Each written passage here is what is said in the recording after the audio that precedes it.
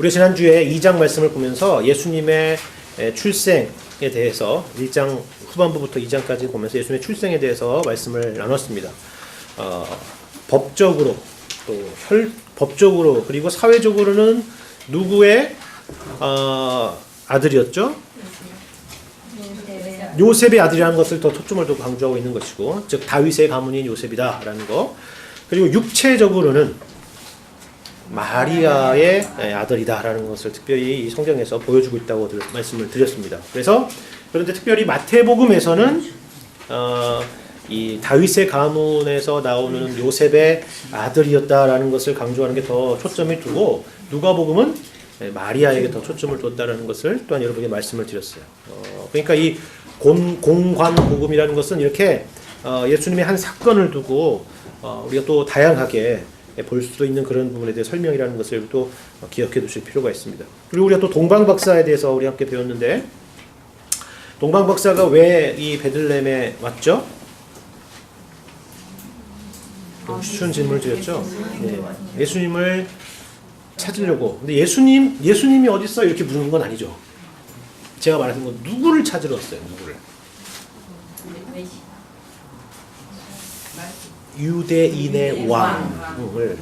그래서 이 유대인의 왕을 찾으러 왔는데, 당연히 왕을 찾으러 왔으면 지금 왕인 헤롯 왕궁에 들어가서 찾아야 되는데 그렇지 않았다라고 말씀을 드렸어요. 그래서 이 유대인의 왕이라는 이 독특한 표현에 대해서 특히 마태복음에서는 강조하고 있는 부분이 있는데, 이 부분을 우리가 생각해 볼 필요가 있다고 말씀을 드렸습니다. 어떻게 왔을까? 별을 보고 왔지요. 그렇지만 그게 단순히 어떤 천문학이나 점성술에 따라서 왔다라기보다는, 그들이 이것만을 놓고 왔다 그러면 어떻게 유대인의 왕으로 오신 이를 찾았겠습니까? 그렇죠? 그들이 꿈에 따라서 오고 가고 하는 것들을 우리가 2장 말씀에서 확인할 수 있듯이, 그것은 하나님께서 그들에게 어떠한 방법이든 간에 흩어져 있던 디아스포라 유대인을 통해서든지 아니면은 하나님께서 꿈으로 직접 계시를 하셨든지, 하나님께서 그들에게 계시를 하여 주심으로 인해서 이 내용을 알게 됐을 거라는 것을 우리가 확인했습니다. 그리고 우리가 지난주에 살피다가 잠깐 중단했던 예수님의 지리적인 이동을 우리가 주목해 볼 필요가 있다고 말씀을 드렸습니다. 다시 말씀드리면 예수님은 출생, 그림 그대로 자국이 살아있어요. 볼 수 있겠어요? 저는 보이는데. 그대로 적겠습니다. 출생, 태어나신 곳, 그리고 피신하신 곳, 그리고 자라신 곳, 정착하신 곳이 있습니다. 그래서 이거는 알아맞혀 보세요. 이걸 알면은, 자, 출생 어디죠? 베들레헴, 그죠? 피신 애굽, 정착은 나사렛이었습니다. 나사렛, 갈릴리 나사렛. 그래서 왜 이것을 이 마태복음 2장에서는 강조했는, 이것이 그냥 어떤 그런 객관적인 설명을 하기 위해서 베들레헴에서 태어나셨고 애굽으로 도망가셨는데 다시 돌아올 때는 베들레헴으로 돌아오지 않고 나사렛으로 오셨어. 그냥 이걸 단순히 그것을 그 객관적인 정보를 주기 위해서 이것을 설명하는 것이 아니라 굉장히 중요한 신학적인 의미를 이 안에 담고 있다는 말씀을 드렸어요. 왜요? 왜 그렇다고요? 각각의 지역마다 설명하는데 다 이 구약을 인용하여 설명을 했다는 것입니다.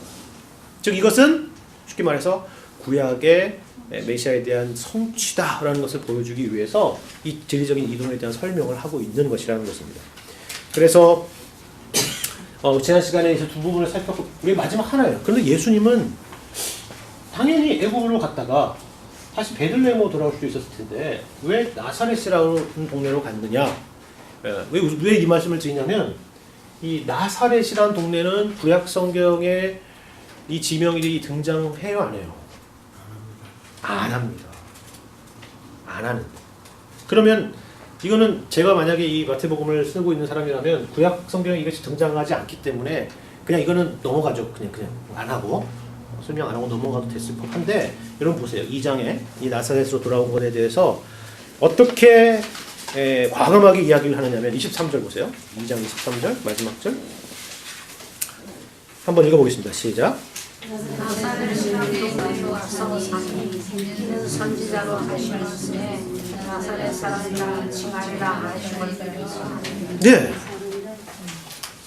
말씀 주셨잖아요. 구약 성경에 여러분 그 요즘 그 성경 애플리케이션이 다 있잖아요. 나사렛 쳐보세요. 없어요. 근데 분명히 얘기하고 있어요. 오히려 더 담대하게. 선지자로 하신 말씀에 나사렛 사람이라 칭하리라 하심을 이루려 함이라. 야, 어쩌려고 이렇게 썼을까요? 마태가 없는데 없는 걸 마태도 몰랐을까요? 그럴 리가 없죠, 그죠? 그럴 리가 없습니다.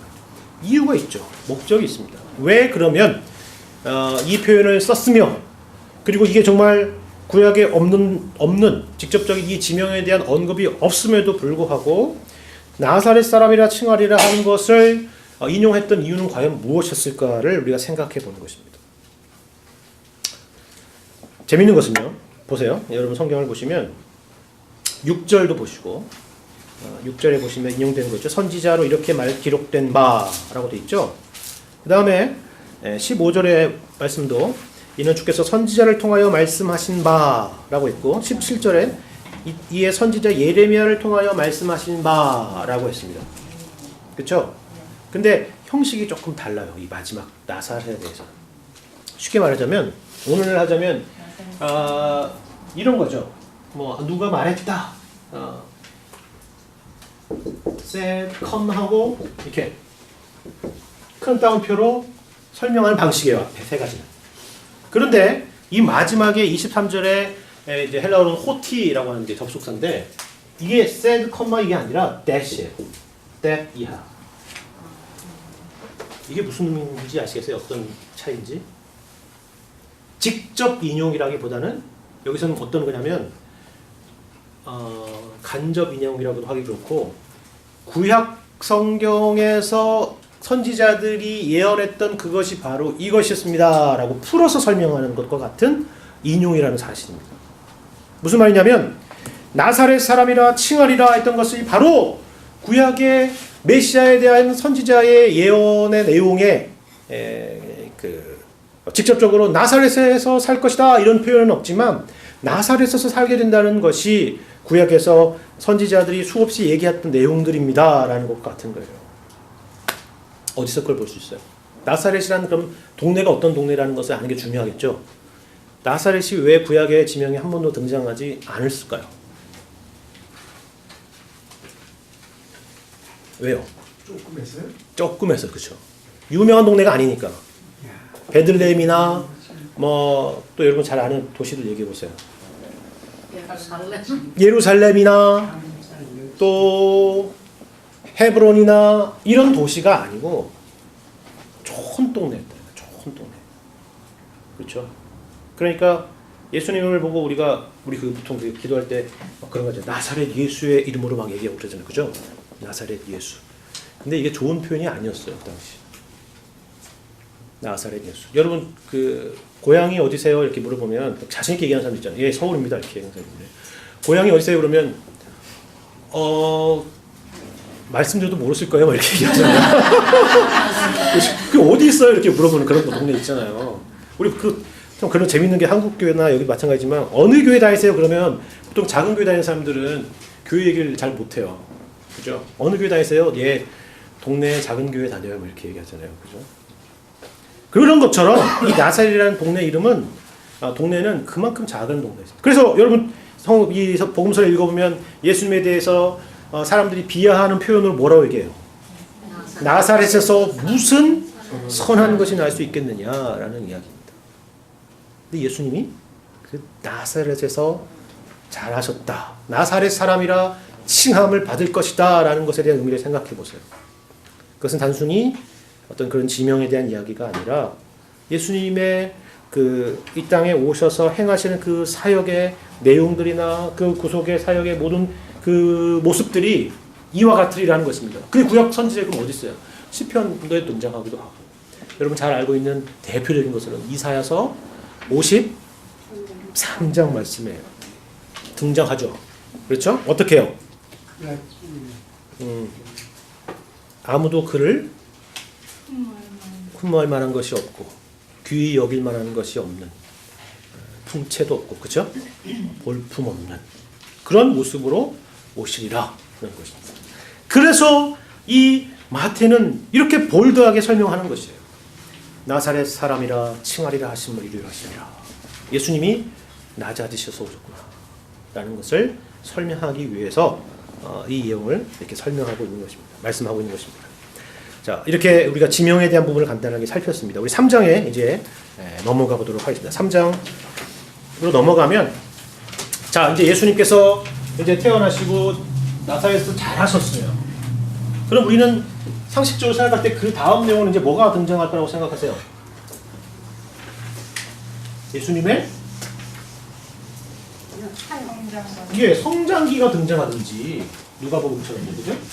아니면 이제 예수님께서 본격적으로 어떤 사역을 하시고 하는 그런 내용을 우리가 기대할 거라고 생각해요, 그죠? 그런데 갑자기 누가 등장해요? 3장 1절 보세요. 세례 요한이 등장하고 있습니다. 이게 참 중요한 겁니다. 그리고 세례 요한이 등장해서 세례 요한에게 세례를 받으시는 장면이 3장에 등장하고 있는데, 그러면 세례를 받으시고 나서 그 다음에 이제 예수님이 그럼 사역을 시작하시겠지라고 보는데 4장에 보니까 뭐가 나와요? 시험을 받으신 게 나와요. 그리고 예수님의 진짜 본격적인 사역은 언제 시작돼요? 시험 받으신 이후에 등장합니다. 4장 12절부터 보시면 예수께서 요한이 잡혔음을 들으시고, 요한과 지금 관련이 있는 거예요. 지금 예수님의 사역이. 무슨 말인지 알겠죠? 갈릴리로 물러가셨다가 나사렛을 떠나 스불론과 납달리 지경 해변에 있는 가버나움에 가서 사시니 이는 선지자 이사야를 통하여 하신 말씀을 이루려 하심이라 일렀으되 스불론 땅과 납달리 땅과 요단강 저편 해변길과 이방의 갈릴리여 흑암에 앉은 백성이 큰 빛을 보았고 사방의 땅과 그늘에 앉은 자들에게 빛이 빛이었도다 하였도다. 이게 바로 아까 방금 말씀한 나사렛 사람이라 칭하리라 한 것 같은 내용이죠. 이것도 그렇죠? 무슨 말인지 알겠죠? 예, 그들에게 소외받고 그리고 비참한 역사를 가지고 있는 그들의, 그죠? 예수님은 그들을 위해서 오신 분이라는 얘기입니다. 그리고 17절에 이때부터 예수께서 비로소 전파하여 이르시되 회개하라 천국이 가까이 왔느니라 하시더라.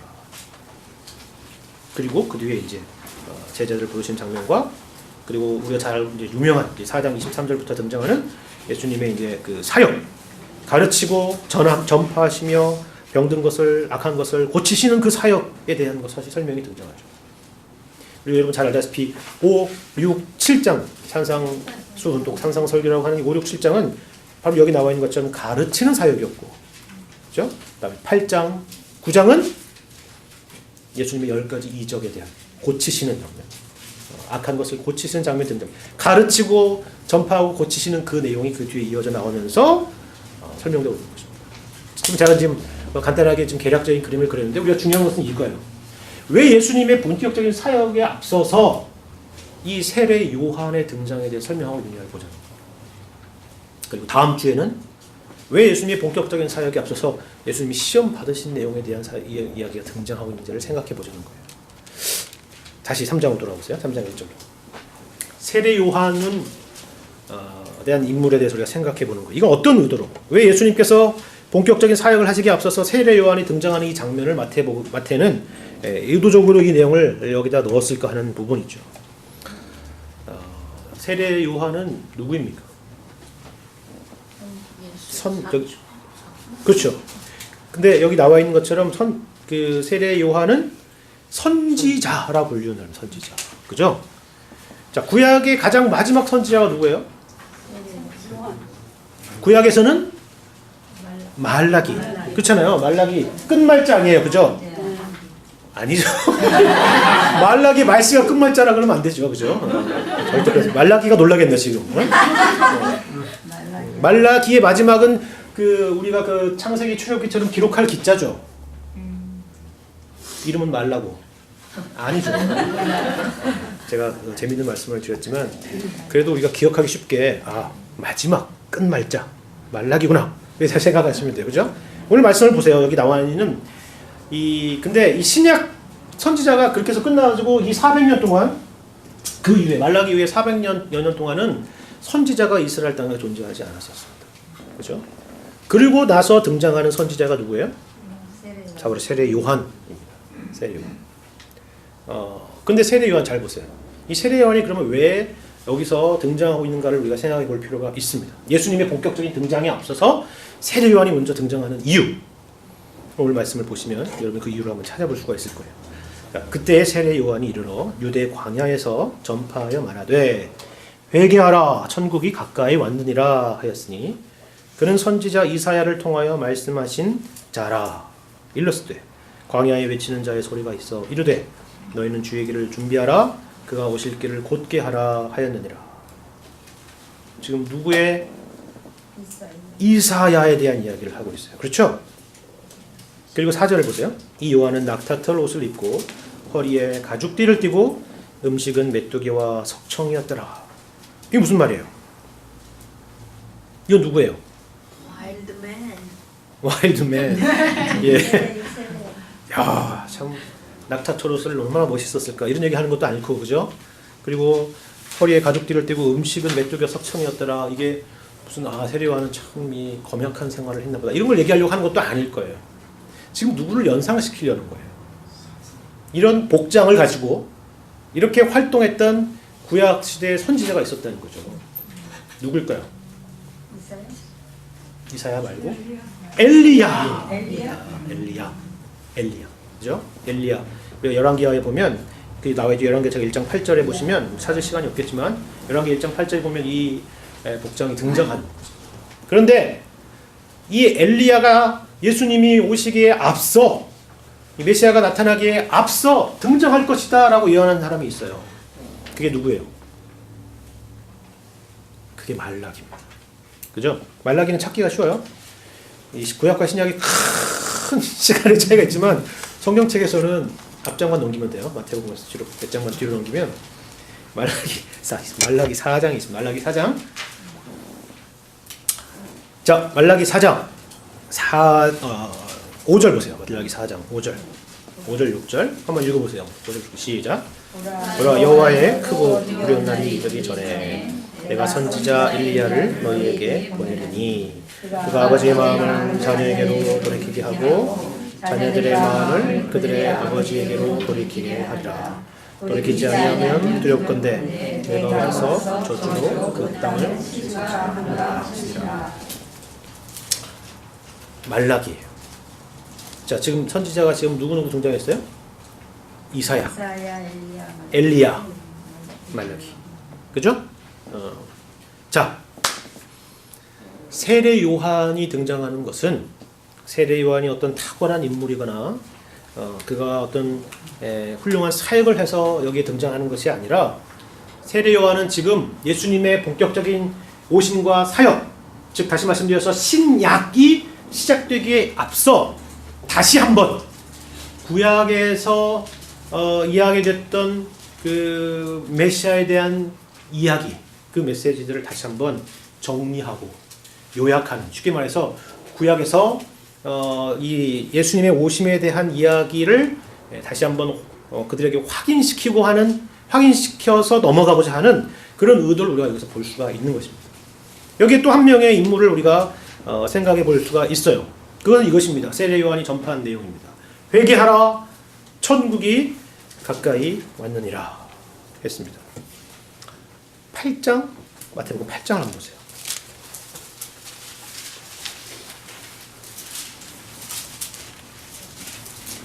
11절. 이 천국은 어떤 곳이었나? 보세요. 8장 11절을 한번 다시 한번 읽어보겠습니다. 시작. 또 너희에게 이르노니 동수로부터 많은 사람이 일어나 아브라함과 이삭과 야곱과 함께 천국에 앉으리라. 예. 누구와 함께 앉겠다고요? 아브라함과 이삭과 야곱과 함께 천국에 앉겠다라고 얘기합니다.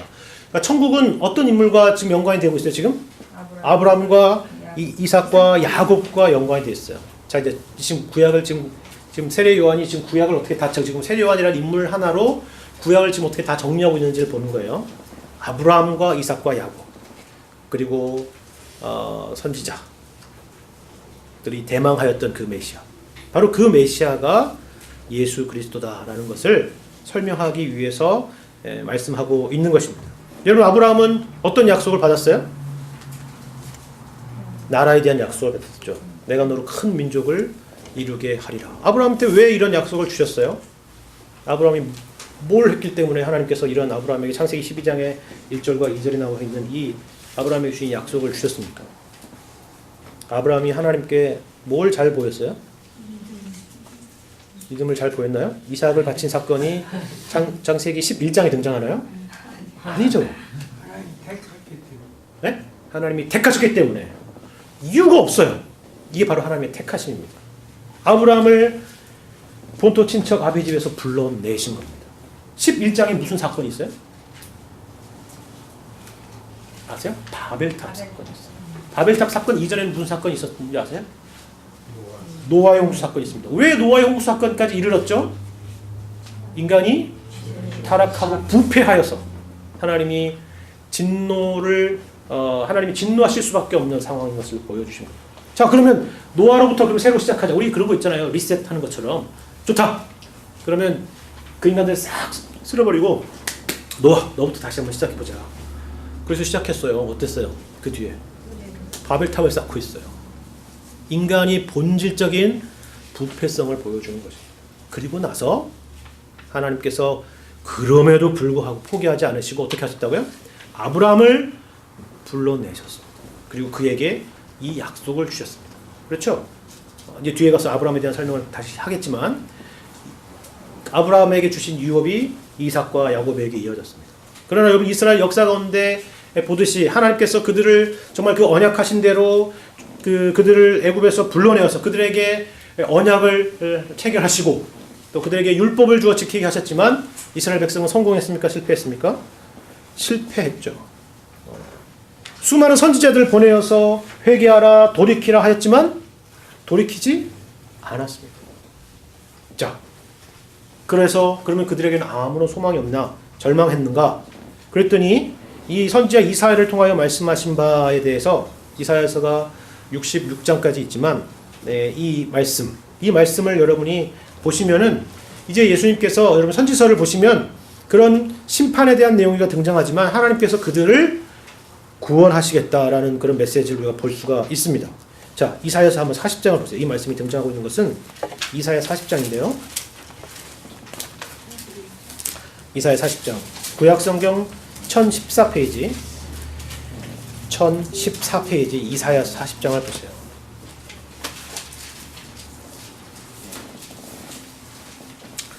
자, 제가 다시 말씀드리지만 세례 요한에 등장한 뭘 이야기하려는 것이라고요? 바로 이 구약 아브라함 또 이사야 말라기 모든 구약에서 전체에서 기다려왔던 것이 바로 누구라고요? 바로 메시아며 그가 왕이신 천국 하나님 나라였다는 것을 지금 얘기하는 거예요. 자, 40장 말씀을 인용하고 있는데 이겁니다. 너희의 하나님이 이르시되 너희는 위로하라. 내 백성을 위로하라. 너희는 예루살렘의 마음에 닿도록 말하며 그것에게 외치라. 그 노역의 때가 끝났고 그 죄악이 사함을 받았느니라. 그의 모든 죄로 말미암아 여호와의 손에서 벌을 배나 받았느니라 할지니라 하시니라. 외치는 자의 소리여 이르되 너희는 광야에서 여호와의 길을 예비하라. 사막에서 우리 하나님의 대로를 평탄하게 하라. 골짜기마다 도두어지며 산마다 언덕마다 낮아지며 고르지 아니한 곳이 평탄하게 되며 험한 곳이 평지가 될 것이요 여호와의 영광이 나타나고 모든 육체가 그것을 함께 보리라. 이는 여호와의 입이 말씀하셨느니라. 이것을 선포하는 어떻게 이스라엘 백성들이 그 노역의 때가 끝났고 그 죄가 사함을 받을 수 있을까 라는 생각을 하는 거죠. 이스라엘이 뭘 했어요? 그거 하나님 앞에 한 게 아무것도 없는데 어떻게 이러한 선포, 내 백성을 위로할 수 있는 이 선포가 될 수 있었을까 하는 거예요. 그게 바로 예수님의 오심으로 설명이 되는 것입니다. 어떻게 그들이 죄사함을 받았습니까? 예수님이 오심으로 그것이 설명되는 것입니다. 그래서 우리에게 이 말씀으로 보여주시는 것입니다. 세례 요한이 바로 그것을 선포하고 있는데 그런데 이 나라의 백성이 될 수 있는 길은 어떤 것이냐? 뭐예요? 자, 2절 말씀 다시 마태복음 3장으로 다시 돌아오세요. 이 나라의 백성이 될 수 있는 것은 어떤 것이냐? 그 나라의 성격은 무엇이냐라는 것을 분명히 보여줘요. 어떻게 하면 그 나라의 사람이 될 수 있느냐? 회개하라입니다. 이거는 그런 의미는 아니에요. 내가 회개했습니다. 그러므로 나는 하나님의 나라에 들어갈 자격이 됐지 않습니까? 그건 이미 회개가 아니죠. 무슨 말인지 알겠죠? 회개하라는 것은 일단 기본적으로 이 나라는 뭐와 관련돼 있다? 죄와 관련돼 있다. 그 나라는 곧 죄사함을 받은 자만이 들어갈 수 있는 나라구나라는 것을 확인하는 것입니다. 혈통이나 육정이나 사람의 뜻으로 나지 않는다. 이 나라는 죄 용서를 받은 자만이 들어갈 수 있는 곳이다. 요한복음적인 표현을 하자면 거듭난 자만이 들어갈 수 있는 곳이다 라는 것을 우리에게 가르쳐주고 있는 것입니다. 이 부분을 그래서 다시 이어서 보면 이 세례요한 이곳에서 세례를 베풀고 있는데 이때에 사람들이 많이 모였다고 그래서 5절을 보시면 이때 예루살렘과 온 유대와 요단강 사방에서 다 그에게 나와 자기들의 죄를 자복하고 요단강에서 그에게 세례를 받았다 라고 말씀합니다. 이 나라를 사모하는 자들, 이 나라에 들어가기 원하는 자들이 자신의 죄를 자복하고 세례를 받았다라고 얘기해요. 근데 7절에 거기에 온 사람 중에 또 누가 있었냐고 얘기해 주냐면 요 바리새인과 사두개인들이 세례 베푸는 대로 오는 것을 봤다 그랬어요. 자, 바리새인과 사두개인들은 아까 방금 얘기한 그런 사람들과 같은 마음으로 왔을까요? 세례를 받으러? 아니죠. 그렇죠? 아닙니다. 바리새인과 사두개인은 세례를 받으러 온 것이 아니었습니다. 뭘 보면 알 수 있어요? 세례요한이 하고 있는 말을 보면 알 수 있죠. 독사의 자식들아, 누가 너희를 가르쳐 임박한 진노를 피하라 하더냐. 이들은 아마 무슨 일이 벌어지고 있다 그러니까 요단강에서 세례요한이라는 사람이 등장해서 세례를 주고 있는 일이 벌어진다니까 일종의 그 무슨 일이 일어나고 있는지 한번 조사해 보기 위해서 관찰해 보기 위해서 오지 않았나 싶습니다. 그런데 우리가 여기서 한 가지 주목할 게 있어요. 왜 그 제가 신약 배경적인 부분은 우리가 작년에 우리가 다 여러분 신약 개관에서 배웠겠지만 사두개인들은 정말 이스라엘의 백성 내에서도 참 몹쓸 사람들이었습니다. 왜냐하면 이들은 권력과 유착되어서 자기들의 어떤 그런 이 정치적인 기반과 종교적인 기반을 가지고 기생하며 살아가는 사람들이었고 또 이들은 여러분 알다시피 오경만이 하나님 말씀으로 믿고 또 죽은 자의 부활에 대해서도 인정하지 않아서 지극히 현세적인 그런 세계관을 가지고 있는 사람들이었어요. 그러니까 당연히 정치와 결탁하여서 이 종교인들이 그죠? 살아가는 거죠. 그렇죠? 그러니까 이들은 정말 회개할 게 많았다고 생각이 들어요. 그렇죠? 사두개인들은. 그럼 바리새인은 어떨까요? 바리새인들이 뭘 잘못을 했어요? 바리새인만큼 하나님의 말씀을 지키기 위해서 수고하고 노력한 사람이 또 어디 있어요? 그 당시. 바리새인의 잘못은 뭐예요? 왜 바리새인도 이 독사의 자식들의 카테고리 안에 들어가야 됩니까?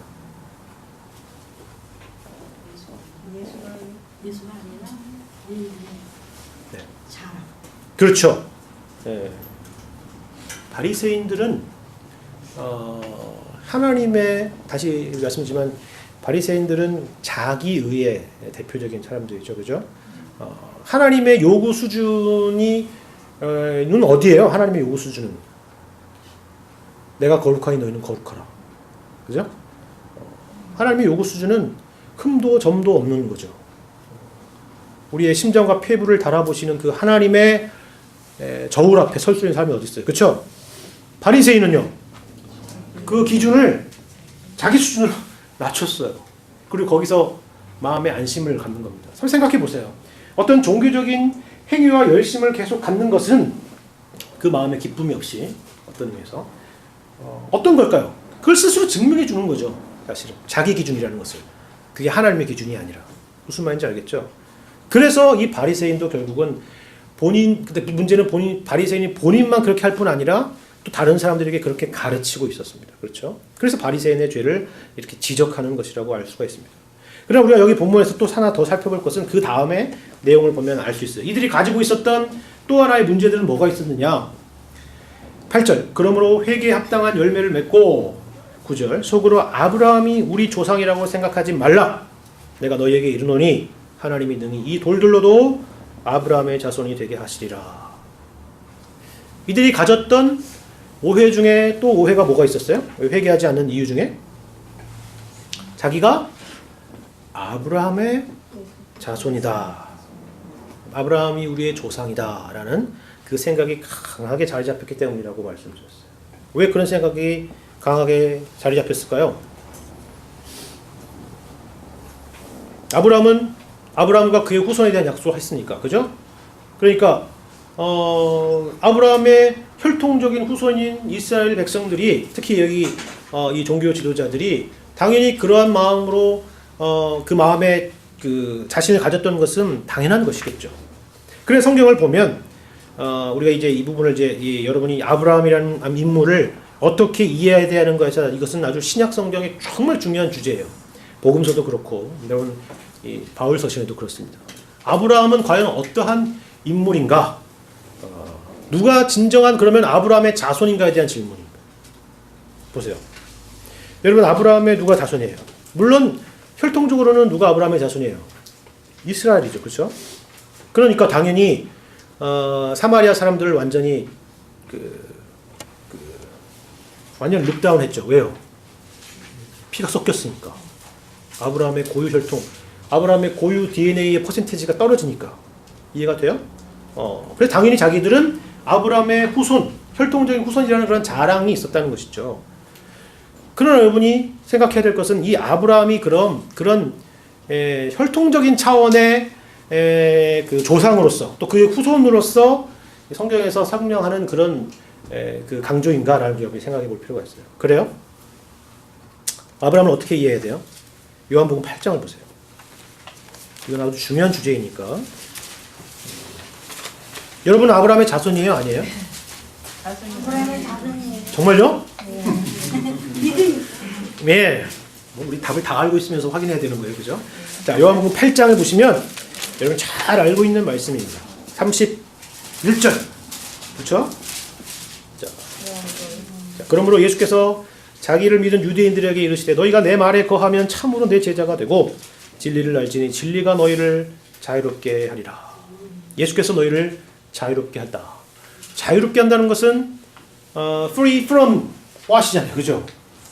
근데 이 유대인들은 무슨 생각을 했냐면, 자, 그 다음 30절, 33절이요. 그들이 대답하되 우리가 아브라함의 자손이라 남의 종이 된 적이 없거늘 어찌하여 우리가 자유롭게 되리라 하느냐라고 얘기하고 있습니다.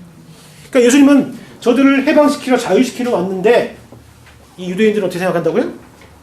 우리는 원래부터 종이 아니었어. 무슨 해방이야? 우리 이미 해방인데, 우리는 자유인인데. 이해가 되세요? 그 컨플릭이 있는 것을 우리가 보는 것이죠. 이렇게 말씀합니다. 예수께서 대답하시되 진실로 진실로 너희에게 이르노니 죄를 범하는 자마다 죄의 종이라. 자, 지금 어떤 걸로 풀어가고 있어요? 혈통적으로 풀어가고 있어요? 아니면 영적으로 풀어가고 있어요? 영적으로 풀어가고 있습니다. 죄를 범하는 자마다 죄의 종이라. 예수님은 이스라엘 백성을 국가적으로, 정치적으로, 군사적으로 해방하러 오신 그 메시아가 아니라 죄로부터 우리를 해방하러 오셨다라는 것을 이야기하는 것인데, 이 대화가 어떤 접점을 찾아가는 게 아니라 평행선을 계속 가요. 보세요. 예수님이 말씀하셨거든요. 종은 영원히 집에 거하지 못하되 아들은 영원히 거하니 그러므로 아들이 너희를 자유롭게 하면 너희가 참으로 자유로리라. 나도 너희가 아브라함의 자손인 줄 아노라. 누가 모르는 줄 아냐? 너희가 혈통적으로 아브라함 자손인 걸 내가 어찌 모르겠느냐? 그러나 내 말이 너희 안에 있을 것이 없으므로 나를 죽이려 하는도다. 나는 내 아버지에게서 본 것을 말하고 너희는 너희 아버지에게서 들은 것을 행하느니라. 대답하여 이르되 우리의 아버지는 아브라함이라 하니. 평행선 가고 있죠 지금 계속. 네. 예수께서 이르시되 너희가 아브라함의 자손이면 아브라함이 행한 일들을 할 것이거늘 지금 하나님께 들은 진리를 너희에게 말한 사람은 말한 사람이 나를 죽이려 하는도다. 아브라함은 이렇게 하지 아니하였느니라. 그리고 너희는 너희 아비가 행한 일을 하는도다. 대답하되 우리가 음란한 데서 나지 아니하고 아버지는 한 분뿐이시니 곧 하나님이시로다. 예수께서 이르시되 하나님이 너희 아버지였다면 너희가 나를 사랑하였으니 이는 내가 하나님께로부터 나와서 왔습니다. 나는 스스로 온 것이 아니요 아버지께서 나를 보내신 것이라 라고 이렇게 설명하면서 44절에 뭐라 그래? 너희는 너희 아비 마귀에게서 났으니 너희 아비의 욕심대로 너희도 행하고자 하느니라.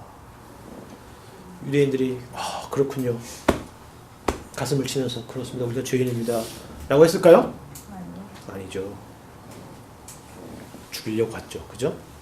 죽이려고 했습니다.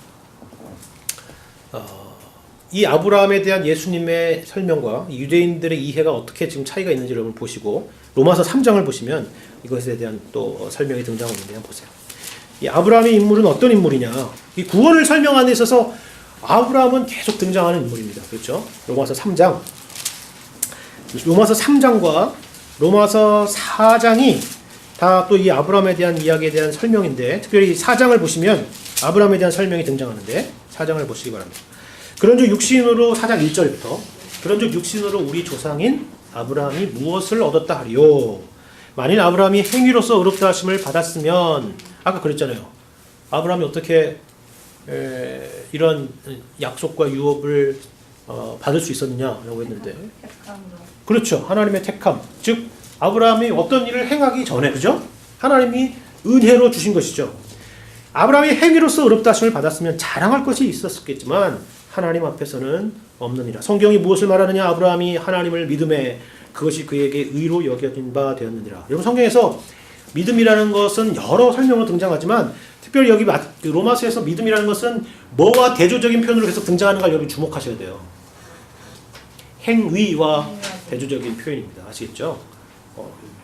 아브라함이 열심히 믿으면, 아브라함처럼 우리도 열심히 믿으면 되나요? 이게 벌써 지금 행위로 가는 거예요. 그런 얘기가 아니라 행위라는 것과 대조, 믿음이라는 것은 하나님의 주권적인 역사를 강조하기 위한 것의 설명이 믿음입니다. 아시겠죠? 자, 그래서 4절. 일하는 자에게는 그 삭시 은혜로 여겨지지 아니하고 보수로 여겨지거니와 이를 아니할지라도 경건하지 아니한 자를 의롭다 하시는 이를 믿는 자에게는 그의 믿음을 의로 여기시나니, 일한 것이 없이 하나님께 의로 여기심을 받는 사람의 복에 대하여 다윗이 말한 바 불법이 사함을 받고 죄가 가리어짐을 받는 사람들은 복이 있고 주께서 그 죄를 인정하지 아니하실 사람은 복이 있도다 함과 같으니라.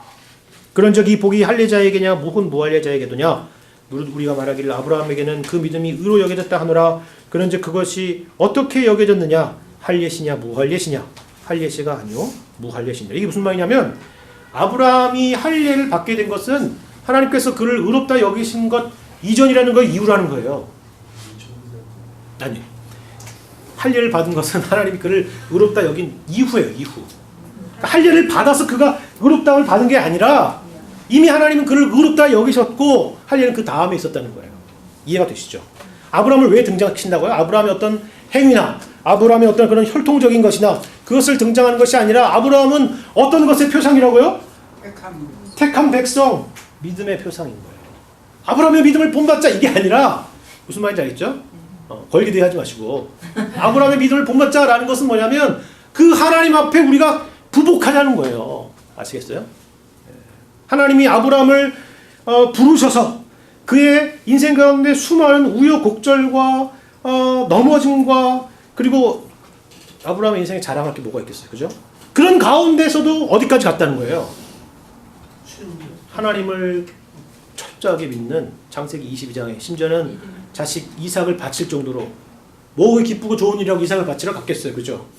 어떻게 아브라함이 그런 자리까지 갈 수 있겠느냐? 그것을 우리에게 보여주시는 것입니다. 하나님께서 택하시고 부르시고 결국은 그 구원을 완성시키고야 만다는 것을 보여주는 하나님의 일하심을 설명하는 그 표상으로 등장하는 것이 아브라함이지, 아브라함이 무슨 본토 친척을 아비의 집을 떠나 그랬더니 비장한 각오를 하고 그렇다 주님이 말씀하셨는데 짐을 꾸려야지 하고 떠났던 그 아브라함의 믿음을 본받자라고 가면 로마서 6장을 계속 100번 읽어보셔야 되는 거예요. 아시겠죠? 그런 의미가 아니라 하나님께서 아브라함을 어떻게 끝까지 붙드셨느냐라는 것을 보는 그 인물로서 등장하는 것이 아닙니다. 갈라디아서 3장 또 보세요. 이건 너무 중요한 주제이기 때문에 계속 등장하는 주제이기 때문에 갈라디아서 3장 여기서도 보시면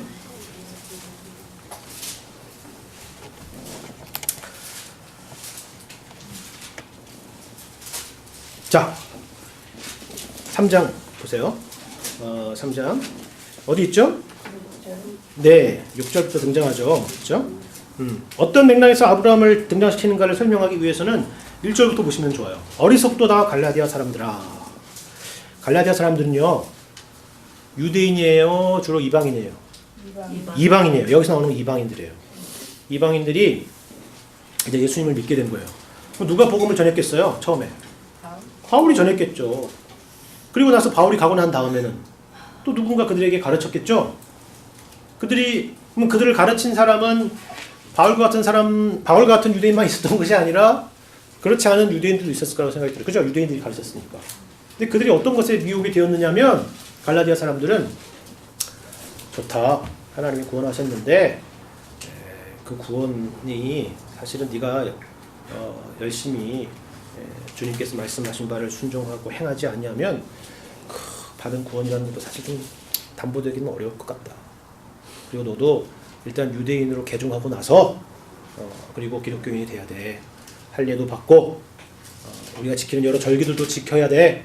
그래야 너의 구원이라는 것이 확실하게 보증될 수가 있어. 알겠지? 아니 바울은 그렇게 얘기한 적이 없는 것 같은데 내 말 들어. 중요한 얘기야. 생각해봐. 너도 지금 하나님이 은혜로 구원을 주신 거에 대해서 지금 놀랬잖아. 그치? 어떻게 그럴 수가 있겠어? 우리가 하나님 앞에 또 뭔가를 드려야 되지 않겠어? 사람이 말이야 공짜를 좋아해도 말이지 그럴 수가 있냐고. 그러니까 막 이 인간의 기본적인 습성이 그렇잖아. 아 그렇구나. 내가 뭔가를 해야 되겠구나. 그렇지 않고서는 이 구원이라는 것이 당연히 담보될 수가 없는 것이지. 그러면서 이들이 바울이 전한 그 복음에 대해서 거기에 마음을 계속 든 게 아니라 이제 이 이들도 물론 기독교인이었겠지만 그 가르침에 서서히 미혹돼 간 거예요. 이해가 되시겠어요? 그래서 얘기하는 거예요. 어리석도다 갈라디아 사람들. 예수 그리스도께서 십자가에 못 박히신 것이 너희 눈앞에 밝히 보이거늘 누가 너희를 꾀더냐. 그죠? 내가 너희에게 다만 이것을 알려 하노니 너희가 성령을 받은 것이, 여기서 말하는 성령을 받았다는 것은 너희가 그리스도인이 된 것이, 너희가 거듭난 것이 율법의 행위로냐 혹은 듣고 믿음으로냐. 그렇죠? 너희가 이같이 어리석으냐? 성령으로 시작하였다가 이제는 육체로 마치겠느냐? 너희가 이같이 많은 괴로움을 헛되이 받았느냐? 과연 헛되냐? 너희에게 성령을 주시고 너희 가운데서 능력을 행하시는 이의 일이 율법의 행위에서냐 혹은 듣고 믿음에서냐? 그러면서 아브라함 이야기를 하는 거예요. 아브라함이 하나님을 믿음에 그것을 그에게 의로 정하셨다 함과 같으니라. 그런즉 믿음으로 말미암은 자들은 뭐라고요? 아브라함의 자손인 줄을 알지어다. 그리고 아주 창세기 12장을 바울식으로 해석하여 우리에게 설명해 주고 있는 게 8절입니다. 또 하나님이 이방을 믿음으로 말미암아 의로 정하실 것을 성경이 미리 알고 먼저 아브라함에게 복음을 전하되 모든 이방인이 너로 말미암아 복을 받으리라 하였느니라. 모든 족속이 너로 인하여 복을 받을 것이냐라는 것을 이렇게 설명하고 있는 거죠. 그죠? 네. 그렇습니다. 그러면 너희는 아브라함의 자손이다. 그러니까 아브라함의 자손이 되기 위해서 인위적인 노력을 할 필요도 없고 할 이유도 없다. 미혹되지 말라라는 것입니다. 그러므로 믿음으로 말미암은 자는 믿음이 있는 아브라함과 함께 복을 받느니라. 아시겠죠? 그리고 우리가 그 유명한 말씀 3장 29절 한번 같이 읽어보세요. 시작. 3장 29절 아니 갈라디아서 3장 29절이요. 시작. 왜 자손이요 약속대로 유업을 받는 자니라. 아멘입니까? 여러분 아브라함의 자손이에요? 누가 묻는다면 갈라디아서 3장을 펴서 설명을 해주세요. 아브라함의 자손입니다. 아브라함의 자손이 되기 위해서 주님께서 다 우리에게 이루셨습니다. 여러분이 할 일은 없습니다. 주님을 믿는 것입니다. 그거 외에는 이거 주님을 믿는 건 해야 될 거 아니에요. 그런 얘기가 아니라고. 무슨 말인지 알겠죠? 자 넘어가 다시 마태복음으로 돌아오겠습니다. 마태복음 지금 어디서 뭐 하다가 지금 아브라함으로 갔어요? 이 바리새인과 사두개인들이 속으로 아브라함의 자손이라는 것으로 마음에 안심을 품고 있을 때 세례 요한이 지적하는 것입니다. 그렇죠? 그런데요, 이 복음서에는 특히 이제 이 공간 복음서에는 이 세례 요한이 가지고 있는 또한 한계에 대해서도 우리에게 이야기를 해주고 있어요. 그러니까 이것은 무슨 한계냐면 한계라고 해서 뭔가 그 불충분하다 이런 느낌보다도 뭐 설명하기가 좀 그렇지만 뭔가 부족하다 뭐 이런 느낌은 아니고 뭔가 그것을 성취하고 완성해야 될 그것이 필요하다는 것이 말씀드리는 거예요. 무슨 말인지 알겠죠? 제가 세례 요한은 구약의 하나의 큰 메시지를 압축적으로 보여주는 인물이라고 말씀을 드렸는데 세례 요한의 한계는 무엇이냐면 이것입니다. 세례 요한이 지금 어떤 세례를 베풀고 있다고요? 물세례. 물세례. 근데 그 세례는 무엇을 하기 위한 세례예요? 죄를 회개해야 되는 회개의 세례죠. 지금 세례 요한은 그냥 세례를 베풀고 이렇게 하는 것이 아니라 뭘 하러 나오라고요? 회개하라. 천국이 가까이 왔나니라죠. 그렇죠? 그래서 저들로 회개케 하기 위하여 세례 요한이 왔다는 것입니다. 여러분 구약을 대표적으로 설명하는 것이 뭐죠? 구약을 예수님께서는 이렇게 했죠. 이것이 곧 무엇과 무엇의 강령이니라 라고 얘기할 때 그 무엇과 무엇이 뭐예요? 율법과 선지자의 강령입니다. 물론 성경에는 이 토라 율법과 느빔이라고 하는 이 선지서뿐만이 아니라 케투빔이라고 하는 거룩한 글들이라고 하는 그런 것도 있겠지만 특히 이 두 가지로 이렇게 또 설명하는 부분을 생각해 보세요. 구약을 예약하자면 율법과 선지자다. 율법은 율법이라고 하고 선지자는 뭐야? 이 율법을 근거로 백성들의 죄를 지적하는 것이죠. 그렇죠? 너희가 율법에서 떠났느니라 라고 얘기하는 것이죠. 세례 요한은 바로 이 역할을 하고 있는 거예요. 선지자로서. 그들이 하나님의 율법을 댔을 때 그 누구도 죄인이 아닌 사람은 없다. 그러므로 너희에겐 심판이 예고되어 있다. 보세요. 10절. 이미 도끼가 나무 어디에 누워 있다고요? 가지예요? 이파리예요? 뿌리. 네, 뿌리에 누워 있습니다. 이 제가 왜 이렇게 강조하는지 생각해 보세요. 도끼가 나무 뿌리에 놓였으니 좋은 열매를 맺지 않은 나무마다 찍혀 불에 던져지리라. 바리새인을 염두에 둔 거로 생각해요. 바리새인은 그냥 뭐 가지 정도 몇 번 치고, 그죠? 그리고 이렇게 잘 정리하면 뭔가 좀 될 거라고 생각했던 거예요. 그러나 인간의 실존은 어떤 상태라고요? 도끼가 나무 뿌리에 놓인 상태. 도무지 인간에게는 철저한 뭐라고 그러죠? 전적 부패, 전적 타락의 상태를 보여주는 것입니다. 구약의 율법이 하는 기능이 무엇이냐고요? 여러 기능이 있지만 그 중에서 하나가 뭐냐면 우리가 하나님 앞에 죄인이라는 것을 가르쳐 주는 것이 율법의 기능입니다. 그러니까 여러분 오경을 보시면 아시다시피 율법에 대한 내용이 등장하면서 그 다음에 제사의 제도가 등장하는 것이죠. 왜 제사가 필요하죠? 제사. 우리가 율법을 행할 자가 없기 때문에 무엇을 바라봐야 된다? 하나님의 용서, 하나님의 죄의 용서를 바라봐야 되는 것을 보여주고, 그것이 결국 그것은 나중에 예수 그리스도의 완전한 속죄 사역을 바라보는 것이죠. 그렇죠? 이것을 지금 지적하는 것입니다. 율법의 한계. 그러니까 구약의 한계라는 것은 그럼 뭐냐? 로마서적인 표현으로 하자면 로마서 3장 여기 여러분 여기 표시해두고 로마서 3장을 보세요. 로마서 3장 20절 말씀.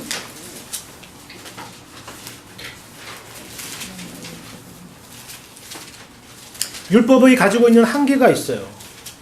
그죠? 자, 21절 한번 읽어보세요. 시작. 이제는 율법 외에 하나님의 한 의가 나타났으니 율법과 선지자들에게 증거를 받은 것이라. 이제 아시겠죠? 율법과 선지자들의 증거를 받은 것이라. 그렇죠? 구약에서 이미 이 부분도 이야기를 했다는 거예요. 뭐만 얘기한 게 아니고 율법만 얘기한 게 아니라 율법 외에 하나님의 한 의에 대해서도 얘기를 했다는 거예요. 이해가 되시겠어요? 그게 누구예요?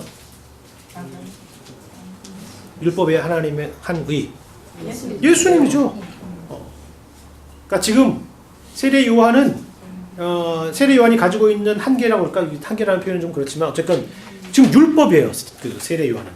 율법은 무슨 기능을 가지고 있어요? 죄를 깨닫게 하는 것입니다. 그렇죠?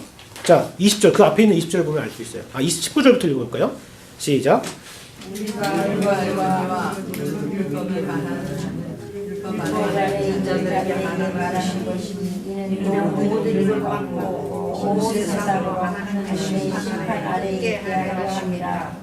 그러므로 율법의 앞에 우리가 죄가 없나니 율법으로 죄를 깨닫는 예, 율법의 기능이 뭐라고요?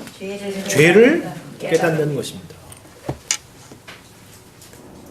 율법이 꼭 필요할까요? 죄를 깨닫는 데 있어서? 필요 없어요? 필요하죠. 그러면 율법이 없었던 이방인들은 어떻게 됐을까요? 양심. 예, 잘 말씀해 주셨어요. 그것도 나오잖아요. 우리 로마서에 양심, 하나님께서 양심을 주심으로 한 거죠. 2장 15절입니다. 14절부터 보시면 율법 로마서 2장 14절부터 율법이 없는 이방인이 본성으로 율법의 일을 행할 때에는 이 사람이 율법이 없어도 자기가 자기에게 율법이 되느니 이런 이들은 그 양심이 증거가 되어 그 생각들이 서로 혹은 고발하며 혹은 변명하여 그 마음에 새긴 율법의 행위를 나타내느니라. 율법의 기능은 이거예요. 쉽게 말해서 거울입니다. 거울. 우리가 막 더러워요. 더러운데 더럽다는 걸 느끼죠. 더러울 때. 안 느껴요? 양심이에요. 그게. 거울을 안 봐도 좀 느끼잖아요. 뭔가 찝찝하고 더럽고. 내가 정말 더럽긴 하겠는데 어떻게 더러운지 잘 모를 뿐이지. 더럽죠. 그러나 율법은 뭐예요? 거울이에요. 무엇이 더러운 것인가를 확실하게 보여주죠. 율법은. 이해가 돼요? 이방인들은 이 율법, 이 거울이 없었을 뿐 본인도 느끼고 있었던 거예요. 더러운 거는. 그죠? 그러나 유대인들의 나음은 뭐예요? 거울이 있었어요. 유대인들이 이방인보다 나은 것은 거울이 있었던 겁니다. 그러니까 그 거울을 보니까 내가 얼마나 더러운 죄인인지를 확인할 수 있게 됩니다. 자, 굉장한 기능이죠. 중요하죠. 하나님이 양심을 주시고 하나님 유대인들에게 특별히 율법을 주신 것은 하나님의 큰 축복입니다. 그렇죠? 근데 한계가 뭐예요? 그렇죠. 여러분 거울이 여러분을 살립니까? 그래서 거울이 막 갑자기 자동으로 나와가지고 막 우리를 막 닦고 막 그래요? 여러분이 MRI를 찍고 캣스캔을 찍었는데 그것이 여러분의 어떤 몸속에 있는 질병들을 막 고쳐주고 있나요? 이렇게? 아니죠. 보여줄 뿐이죠. 아시겠습니까? 그러니까 구약이 가지고 있었던, 그러니까 율법이 가지고 있었던 이 기능에 한계가 있는 것입니다. 살릴 수는 없는 겁니다. 거울이 우리를 살릴 수는 없어요. 세례 요한이 그들을 회개하기 위하여 회개의 세례를 받도록 할 수는 있지만 뭘 할 수는 없어요. 구원을 할 수는 없어요. 이해가 되시겠죠? 자, 그래서 다시 마태복음 들어가세요. 오늘 계속 바빠요. 왔다 갔다 하느라고. 바빠요. 바쁘니까 여러분 꼭 이걸 북마크를 하세요. 아시겠죠? 자, 마태복음 3장을 보면 그래서 이 얘기를 하는 거예요. 11절 나는 너희로 회개케 하기 위하여 물로 세례를 베풀거니와 내 뒤에 오시는 이는 나보다 능력이 많으시니 나는 그의 신을 들기도 감당하지 못하겠노라. 그는 성령과 불로 너희에게 세례를 베푸실 것이요. 무슨 말인지 알겠어요? 세례 요한은 자기가 할 수 있는 능력의 한계를 절감하고 있습니다. 그건 율법이 가지고 있는 한계예요. 그렇죠? 죄를 지적하고 그들로 하여금 하나님 앞에 회개의 자리로 나가게끔 할 수는 있어요. 아니, 나가게끔 할 수도 없죠. 그거는 인간이 죄인이라는 걸 깨달을 뿐이죠. 그렇죠? 그러나 그들을 그러면 그 죄로부터 살릴 수 있는 능력은 없습니다. 그 죄로부터 정화할 수 있는 능력은 없습니다. 그러나 예수님은 누구라고요? 나 뒤에 오시는 이는 성령과 불. 성령과 불이라는 것은 성령 플러스 불이 아니라, 그죠? 이것은 일종의 하나의 동격이기도 하죠. 성령 곧 불. 성령의 역할 곧 불. 불이 뭐예요? 불이 어떤 기능이 있죠? 태우는 정화의 기능이 있습니다. 우리 죄를 정화하는 그분이 우리 죄를 사하시는 일이 있으리라 라는 것입니다. 그리고 12절 말씀 넘어서 13절을 보시면 이때 예수께서 갈릴리로부터 요단강에 이르러 요한에게 세례를 받으려 하시니 요한이 말려이르되 내가 당신에게서 세례를 받아야 할 터인데 당신이 내게로 오시나이까. 그렇죠? 그냥 이게 단순히 겸손의 표현이 아니라는 건 아시겠죠, 여러분이? 근데 15절에 예수께서 대답하여 주시되 이제 허락하라. 우리가 이와 같이 하여 모든 의를 이루는 것이 합당하니라. 자, 이제 로마서 아까 3장 20절 말씀을 다시 한번 생각해 보세요. 율법 외에 하나님의 한 의가 나타났으니 율법과 선지자의 증거를 받은 것이라 했습니다. 구약은 율법만 존재하는 줄 알았는데 그것이 아니라 하나님의 한 의도 존재했다. 아까 우리 지난주에 기억나세요? 요셉은 의로운 사람이라, 그렇죠? 디카이오스 얘기하면서 이 의롭다라는 것은 어떤 의미였다고 했어요? 그가 율법 앞에 바로 서 있다라는 것을 했습니다. 근데 율법이 어떤 누군가를 정죄하고 비판하는, 그리고 죄인인 것을 지적하는 어떤 그런 기능만이 아니라 또 뭐가 있었다고요? 자비함도 거기에 포함되어 있었다는 것을 말씀을 드렸잖아요. 그렇죠? 그러니까 율법 외에 한 의가 나타났다라고 얘기하는 건 율법도 의고 하나님의 또 다른 의가 있다는 거예요. 이제 허락하라. 우리가 이와 같이 하여 모든 의를 이루는 것이 합당하니라라고 예수님께서 말씀하셨다라고 얘기해요. 이 두 가지가 같이 가야 되는 거예요. 예를 들어보세요. 제가 말씀드린 것처럼 아까 그 유대인들처럼 여러분 회개하십시오. 회개하시고 하나님의 백성이 되십시오 라고 얘기했을 때 자기가 죄인이라는 것을 인식하지 않는 사람은 그 자리에 나올 수 있겠어요? 없겠어요? 말도 잘 없겠죠. 뭐가 필요해요? 죄인이라는 것을 인식하는 게 필요하죠. 그죠? 죄라는 것을 확인하는 게 필요해요. 그렇죠. 그러니까 이 두 가지는 같이 필요한 것이죠. 율법과 그리고 하나님의 한 의. 예수님께서 근데 여기서 더 나아가서 오늘 말씀을 보면 예수님이 세례를 받으셨다는 것에 대해서만 마지막으로 짧게 이야기하고 할게요. 예수님은 그러면 이 세례 요한이 베푸는 회개의 세례의 자리로 왜 오셨을까요? 죄의 몸으로 왔기 때문에. 죄의 몸으로 와서요? 비슷했어요. 근데 비슷한데 예, 육신의 죄를 그 로마서에 보면, 예. 로마서 8장에 보면은 예. 잘 알고 계신 것 같은데 참 표현을 더 정확히 하자면 예수는 지금 예수님 개인의 죄를 회개하기 위해서 오신 거예요? 아닙니다. 예수님은 죄가 있어요? 없어요? 없어요. 그걸 지금 우리 계속 마태복음 1장 하반부에서 계속 확인했잖아요. 그죠? 죄 없이 나신 분. 하나님의 거룩한 자. 그렇죠? 근데 예수님이 그 회개의 세례를 받는 자리에 왔다는 것은 예수님 개인이 오신 것이 아니라 예수님께서 누구와 같이 이스라엘과 연합된 자로서 이 자리에 온 거니까. 즉 인류의 대표자로서 오신 겁니다. 예수님은 세례를 받으실 필요가 없죠. 세례 요한이 얘기한 것처럼. 그러나 예수님이 세례의 자리로 나온 것은 자신의 죄가 용서받을 필요가 있어서가 아니라 뭐예요? 인류의 죄를 위해서 앞으로 본인이 어떠한 사역을 이 땅 가운데서 감당하실 것인가에 대해서 보여주는 그런 내용의 말씀입니다. 그래서 예수님께서 세례를 받으셨습니다. 세례라는 것은 성경에 어떤 것으로 표현되냐면 다시 세례는 죽음을 상징하죠. 생각해보세요. 우리 출애굽기에서 홍해를 걷는 거 생각하면 자, 세례는 물에 잠기는 거잖아요. 잠기는 건 뭐예요? 죽음. 잠수하고 있어요. 얼마 동안 있을 것 같아요. 그래서 죽은 거죠. 그러니까 물속에 잠겼다는 것은 죽은 겁니다. 아시겠죠? 그러니까 우리와 함께 죽으시겠다는 거죠. 그렇죠? 근데 예수님께서는 죽으러만 오신 것이 아니라라는 것을 저희가 또 보고 있습니다. 뭐예요? 자, 16절. 한번 읽어보세요. 16절. 시작. 죄송합니다. 너무 왔다 갔다 해가지고 뭘 16절 얘기하는지 알 수가 없죠. 자, 마태복음 3장 16절. 요한복음 3장 16절이 아니고 마태복음 3장 16절 읽으니까 시작. 예수께서 세례를 받으시고 올라 물에서 올라오실 때